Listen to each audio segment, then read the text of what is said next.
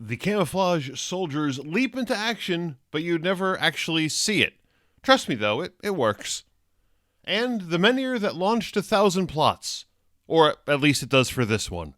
Welcome back to Page by Toutatis, an overly thorough examination of Asterix, panel by panel, page by page, menhir by menhir. I'm your host, Augie Obelix Jr. Today we're looking at page 7 from Asterix Volume 7, Asterix and the Big Fight. If you're joining us late, we do have a playlist for this series. You can link to it up above.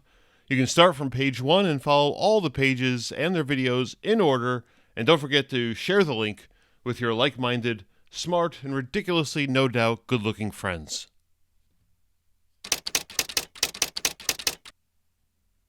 The druid Getfix walked to the forest to collect magic potion ingredients. The Romans' camouflage contingent marched into the forest to collect Getfix. It feels like the two are destined to meet somewhere soon, doesn't it? Maybe, I don't know, in the forest?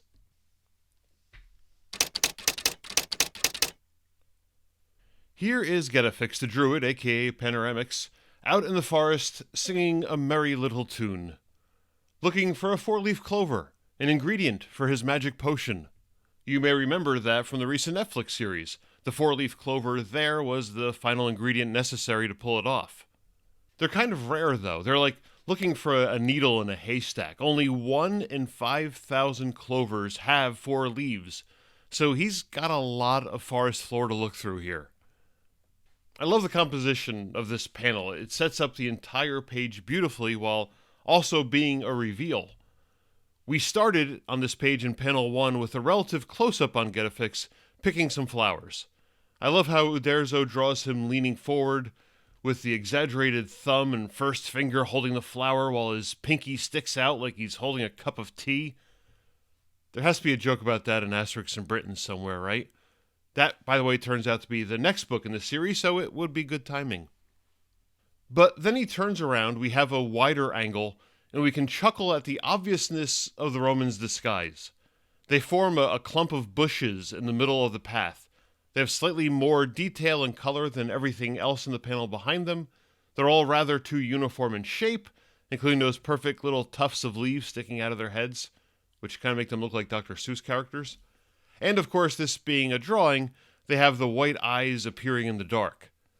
I talked a lot about the language of comics when it comes to motion in the previous video, and this is another example of the kind of shorthand that comics has to tell its stories. It would look silly in live action, but it works well in a comic book or an animated thing of some sort. Also, and I looked this up to keep Anthea Bell honest, spinny is a real word, meaning a small area of trees and bushes, and it is used perfectly here.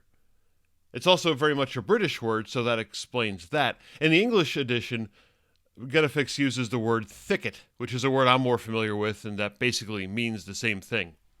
I should point out, for clarity's sake, none of this is about Big Bird himself, Carl Spinney. Getfix, Panoramix, I go back and forth, I know, I'm sorry, is walking blindly into this situation. He doesn't know to be expecting them there, and quite literally, his eyes are closed for the first 3 panels. He doesn't open them until panel 4, and at that point it's already too late. Crazy, crazy Getfix. I know I talked a little bit about this panel before, but I do love the dimensionality of it, with Getfix in the foreground, the Romans at midground, and some more background trees behind them. That little hill Getfix is walking down, it's away from the tree there, adds a nice extra angle, which prevents the whole panel from being too straight on. Everything isn't perfectly parallel to the horizon line. You have that nice angle on the left corner there to break it up. The trees in the background are also a good variety of shapes, angles, colors. It just keeps things looking more natural, not too planned out. It's just good stuff.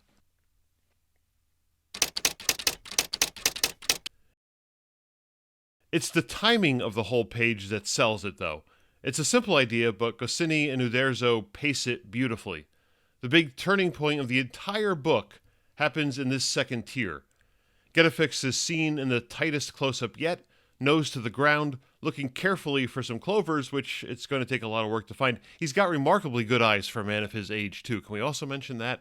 He's looking for tiny little 4-leaf clovers amongst a sea of 3-leaf clovers on the forest floor, large areas of the forest floor, no doubt. And that's why he has to be down on his hands and knees, but even then, your eyes have to be really good to find them. Just like in TV shows and movies, the second you get a close-up like this, you know it's because you're not meant to see what's happening just beyond the confines of the panel. Either that or the artist is lazy and doesn't want to draw background, so he fills the panel with gratuitous close-up, but that's not it here. From the storytelling point of view, it wouldn't be nearly as funny if you saw the whole Roman soldier in this panel here. Just having that hint of a foot, which is what Getfix sees, makes the panel work. Everything is there for the reader to see. This is the moment. You know it. It's plain as the big nose on Getfix's face. But there's that wonderful panel in the middle that builds in that momentary delay that makes it work. It's a classic Warner Brothers style cartoon moment. Like when Wile E. Coyote stands in the air until he looks down, realizes there's nothing under him, and that's when the laws of physics kick in, and he falls for 10 seconds to the desert floor below. That's Getfix right here. He's found the Roman soldiers, he knows something big is happening, and he's processing it. It's that moment of realization and delayed action and reaction to what the reader saw in the previous panel that sets him up for this big moment. The second and third panel on the tier are the fastest two panels in the book, as I read them at least. Getfix realizes what's going on, and the Romans do at the same time, and they immediately take action. I've talked a bit recently about how it's the gutter that represents time in comic book storytelling. In this case, that gutter is representing as small a slice of time as possible.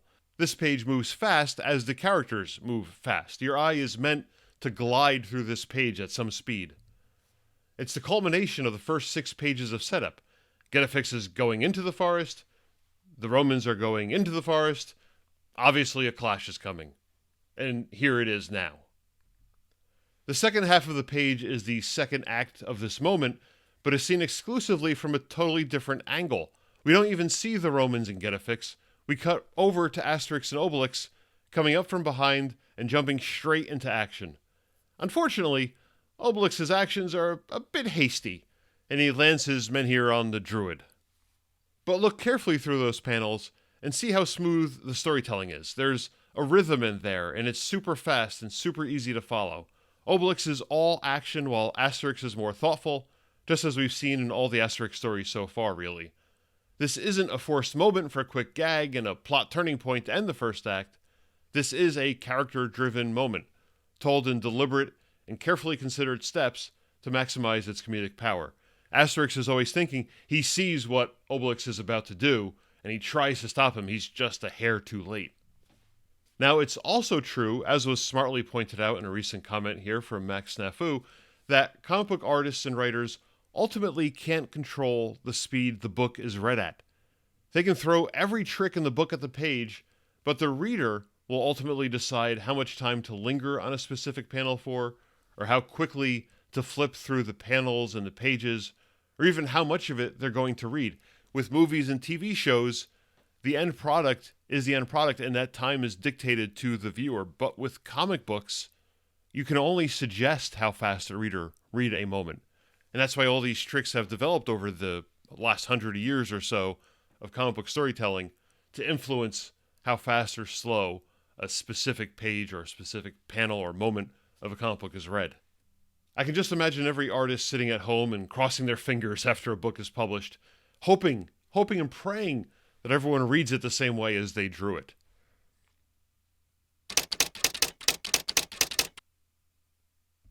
There's also fewer words on this page than any other so far in the book. It's not meant to be a slower page where all the wit is in the back and forths between soldiers and centurions or politicians and soldiers, where the word balloons seem to take up half the page's space. Just compare these two pages and look at the percentage of each page that's covered up in word balloons. It's a remarkable difference. This is an action page, so anything that slows it down is removed, including a lot of words. Novel writers can do similar things. Less dialogue, shorter sentences, smaller paragraphs, they all lead to more white space on the page, which literally make a book a page turner because you're reading it faster, because there's fewer words on the page, you're turning the pages more. Goscinny's sentences and the dialogue is very clipped. They use shorter sentences, it's a faster read, the action is more immediate. With fewer word balloons, shorter declarative sentences, smaller words, even Obelix's dialogue in the second panel in this excerpt is filled in the English edition with words of no more than 4 characters each. And if it weren't for that one verb there, it would be the same in the French edition. Compare that to what was happening just on the previous page. That word balloon in the second panel there has 5 complete sentences in it. That would not work on an action page. The other half of that page has most of the top third of every panel loaded with word balloons. And it's not that one is right or wrong, it's just that they're functioning in different ways to tell the story at that moment in the best way. An action scene is not the moment for every character on the page to throw in a pun, for example. Though if anyone could have done it, Goscinny and Uderzo sure would have been the ones I'd bet on. A close second runner-up would probably be any comic book with Spider-Man in it. But even then, I think in modern comics we've sort of shied away a little bit from superheroes being super talkative while having big punch-out fights. But I don't read too many of them these days, so I'll let you fill me in the comments below if that's not true.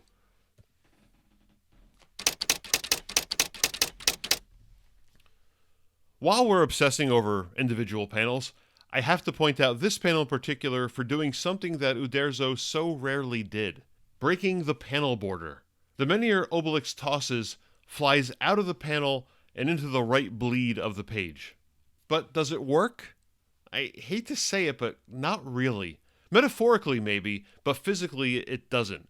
Metaphorically it works because it's such a big moment in the story that Uderzo wanted to do something to make sure it stood out. Having a menhir breaking out of the panel border and basically out of the page works to that end. It breaks that reading pattern. But logically, physically, it fails for many of the same reasons that modern comic artists fail when they break a panel border. Think of the panel border as the walls of a box containing the scene. When I review 3D comics, I often mention how a comic book panel is like a diorama, has that shoebox effect. All the action happens inside the panel, behind the page. If something breaks out of that panel, it's occupying 3D space above the page. It's the old Z-axis issue. The art here is a bit confusing if you stop to think about it, which you probably shouldn't. But this is my video, so here we go. Let me fade out the background a little bit to show you what's going on here. There we go. Close enough. Obelix is facing maybe halfway between straight right and straight towards the reader, so it makes sense that his menhir could theoretically burst out of the panel border, sort of at a 45-degree angle. But you can see the bottom of the menhir here instead. It's its base there on the far left side. It's the shaded in portion on the left there. So that would indicate that the menhir is being thrown backwards, more into the panel, behind the panel border. If you don't notice the shaded flat bottom portion, when you just look at the image, the menhir appears to be being thrown straight across left to right. But there's no indication that Obelix is outside of the panel too, which is where he'd need to be for the menhir to break through. His back left foot is almost forming a tangent to the left panel border, but just misses it. If that has broken the panel border, then that would position Obelix and Asterix outside of the panel, and it would make a little more sense. And if he did, I'd hope to see Asterix breaking the lower panel border to keep everything consistent and clear to the reader. So physically, this panel fails. It's something that, pardon the pun, jumped out at me. For the average reader, they likely won't notice it and just get the momentary interruption to help make the moment stand out, and so for that matter it works. I'm sure 3/4 of everyone watching this now thinks I'm completely and overly nitpicky. Feel free to roast me in the comments below. The other thing I felt while reading this page was the importance of sound. Yes, sound in a comic book. It doesn't exist on the comics page, but that can be cheated too with the proper comics tools. The dialogue's speed is felt with the language's immediacy and the shorter nature of it all, but the panic and quickness in everyone's voices can also be heard in your head while reading this. The word balloon in that middle panel there changes shape to add to the urgency, along with the oversized, bold-faced lettering in panels 2 and 3. You hear it differently because the lettering is different. Once Getfix realizes what's going on, and the Romans quickly move to action, and then Asterix and Obelix pile on, screaming all the way, until the final definitive action happens. This panel. The menhir lands with an overwhelming bang, or boom in this case. It's the sound of a high-end subwoofer in a home theater setup playing the THX certification sound. It's everything else coming to a dead stop with this towering sound and movement. The earth literally shakes on this page. Just look carefully at the panel. It's Asterix and Obelix reacting to the menhir landing off to the right. Asterix can't even bear to watch what's unfolding. The world stops. There's no dialogue, just the big boom sound effect, and a series of lines of different shapes emanating from where the menhir landed to indicate the directionality. That combination of squiggles and straight lines gives the moment an extra feeling of chaos and, honestly, a bit more silliness and humor. The characters are vibrating from that impact. Just look at all those motion lines I talked about at great length in the previous video. They're everywhere here. Every bit of Asterix and Obelix is shaking. The characters are frozen in the moment, and they're frozen in midair. You can see their shadows on the ground underneath their feet. Even Dogmatix, who I know I haven't mentioned much about yet, but there he is, faithful and friendly to the end. His paws are a couple of inches off the ground also. It's a powerful panel with a lot going on for as simple as it might look, and as quickly as you likely read through it initially. The other thing this page is good at, for the sake of all of Asterix, is that it gives the reader the sense of this world's physics. Remember how I mentioned Wile E. Coyote before? He could fall off a cliff, land in a cloud of dust, and be back at it in the blink of an eye. An Acme TNT stick could blow up in his face, and all he'd have to show for it is some singed or blackened fur that would clear up once the cartoon irised out and back in again. Cartoon physics are mushy. In Asterix's world, Asterix or Obelix can hit a Roman soldier with one punch so hard that they get launched over the tree canopy, leave their sandals and helmets behind, and most likely bounce somewhere far away and walk back to their camp slightly disheveled.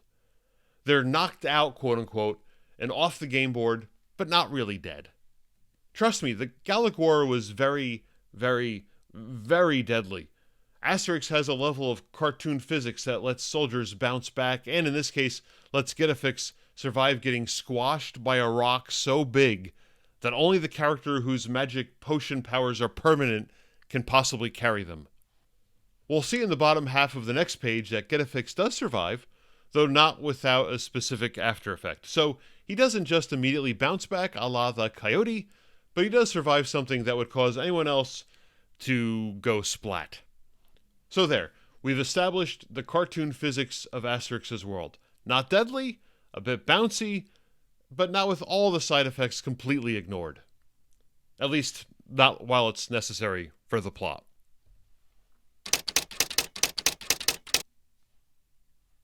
Coming up next time on page 8, the aftermath of Obelix's menhir. The Romans are thrilled. The village is worried. So much going on. For reviews of every Asterix book and essays on everything from Alia Jacta Est to the story of Vercingetorix, check out the Asterix agenda over at pipelinecomics.com/Asterix. Or click on the suggested videos for more Asterix fun and games.